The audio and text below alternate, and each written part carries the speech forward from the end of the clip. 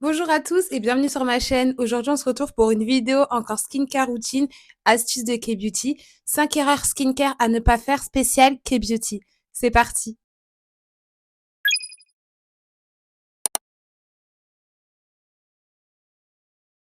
Aujourd'hui, on va parler de skincare et plus précisément des erreurs que vous commettez peut-être avec la skincare coréenne. Parce que oui, même les meilleurs produits, les plus chers, ne fonctionnent pas si vous faites ces petites erreurs. Et croyez-moi, je les ai faites aussi, donc je parle en connaissance de cause. Donc c'est parti. Le premier point, mais pas des moindres, c'est de surutiliser les masques en tissu. Vous savez, les sheet masks que vous mettez sur votre visage. Quand vous êtes obsédé par les masques en tissu, vous en faites tous les jours, vous voulez en faire tous les jours, vous aimez trop la sensation, c'est trop votre moment cocooning, où vous prenez soin de vous, vous vous mettez devant une série, une petite télé avec votre masque sur le visage et c'est hyper relaxant, hyper satisfaisant. Mais comme toute bonne chose, il ne faut pas en abuser. Et si vous en faites trop souvent, surtout ceux qui ont des principes actifs très concentrés comme l'acide hyaluronique, la vitamine C, vous risquez de surcharger votre peau et au résultat, récolter l'effet inverse du masque, ça veut dire des irritations et parfois même des boutons. Mon conseil, limitez les masques en tissu à 2 à 3 fois par semaine. Vous allez toujours avoir cet effet glowy et reposant, mais sans les inconvénients. Et pour ceux qui ont une peau sensible, optez pour des masques avec des actifs apaisants et hydratants comme du Scientella. Et la deuxième erreur qui est souvent faite, surtout quand on utilise des soins coréens, et je trouve que c'est l'un des points les plus importants parmi les 5 que je vais vous énoncer, c'est de ne pas suivre les besoins de sa peau. Parce que ce n'est pas parce qu'une routine fonctionne pour quelqu'un d'autre que cela fonctionnera pour vous. J'ai personnellement suivi des routines que j'ai vues en ligne, que j'ai entendues, que j'ai lues, parce que j'avais espoir de résoudre mes problèmes de peau, de résoudre mes problèmes de taches. Je n'écoutais pas assez ma peau. On suit des conseils pensant avoir les mêmes résultats, mais spoiler alerte, ça ne marche pas comme ça. Chaque peau est différente. La skincare coréenne est incroyable, mais elle n'est pas one size fits all. Donc ça veut dire un produit ne va pas convenir à tout le monde. C'est comme je n'arrête pas de vous répéter dans toutes mes vidéos, la K-Beauty est incroyable, mais toute la K-Beauty n'est pas bonne à prendre et il y a énormément de produits et vous devez trouver les produits qui correspondent à votre peau, qui répondent aux besoins de votre peau. Donc mon petit conseil, arrêtez les produits viraux, arrêtez les produits buzz, écoutez votre peau et regardez les ingrédients lorsque vous choisissez un produit. Lorsque vous testez un produit, vérifiez comment votre peau réagit au produit. Parce que même si ça peut être un produit qui peut être conseillé pour les peaux grasses et que vous avez une peau grasse, si vous avez une peau sensible, ça peut vous créer des réactions. Essayez d'abord un produit pour voir s'il correspond à votre peau. Peut-être qu'un autre produit sera plus efficace pour vous. Enfin, on arrive à la troisième erreur et aussi très en lien avec la skincare coréenne et la K-Beauty avec toutes les étapes de layering, c'est de croire que plus de produits égale mieux.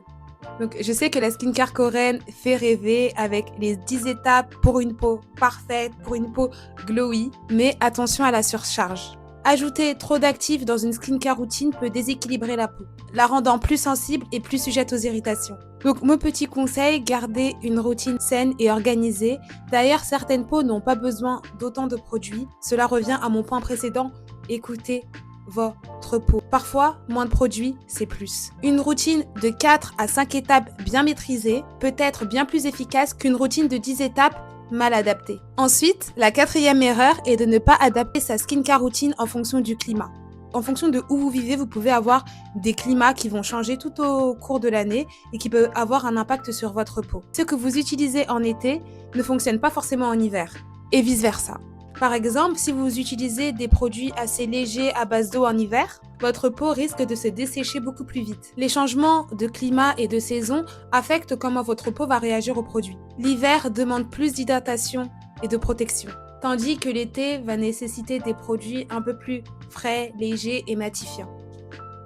Donc, mon petit conseil est d'adapter encore votre routine aux besoins de votre peau et en fonction des saisons. En hiver, appliquez des crèmes plus riches, un peu plus hydratantes qui vont aider votre peau à combattre la sécheresse et le temps sec de l'hiver. Et en été, des produits à base d'eau ou de gel avec un focus sur la protection solaire.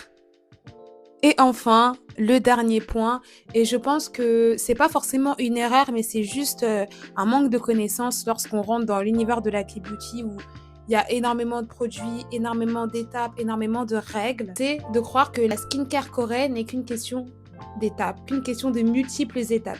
Quand on pense à la skincare coréenne, la première chose qui nous vient en tête, c'est la fameuse skincare en 10 étapes. C'est vrai que la K-Beauty a popularisé ce concept, mais beaucoup de personnes font l'erreur de penser que plus d'étapes égale meilleure skincare routine. En réalité, la K-beauty n'a jamais été une question de quantité, mais plutôt une question de qualité et de personnalisation. Suivre aveuglément toutes ces étapes sans adapter les étapes en fonction de votre type de peau ou à vos besoins spécifiques peut produire l'effet inverse, voire aggraver votre peau et vous créer des problèmes, comme obstruer les pores, de l'apparition de l'acné ou encore une peau trop grasse. Certaines personnes n'ont pas besoin d'exfolier leur peau aussi régulièrement.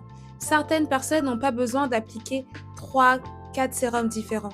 La clé d'une bonne skincare routine, c'est de comprendre votre peau et d'adapter les produits et d'adapter les étapes. Vous pouvez très bien avoir une routine de 3 étapes, comme une routine de 6, comme une routine de 8 ou encore de 10.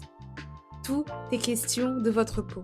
L'important est de se concentrer sur les produits qui répondent aux besoins actuels de votre peau et non de suivre une longue liste d'étapes juste pour le principe. Voilà, voici mes 5 erreurs à ne pas faire en Korean Skincare. Mets-moi en commentaire si cela t'a été utile et si tu as envie d'une partie 2. Utiliser de bons produits c'est bien, mais savoir les utiliser c'est encore mieux. N'hésite pas à t'abonner, on se dit à bientôt pour une prochaine vidéo.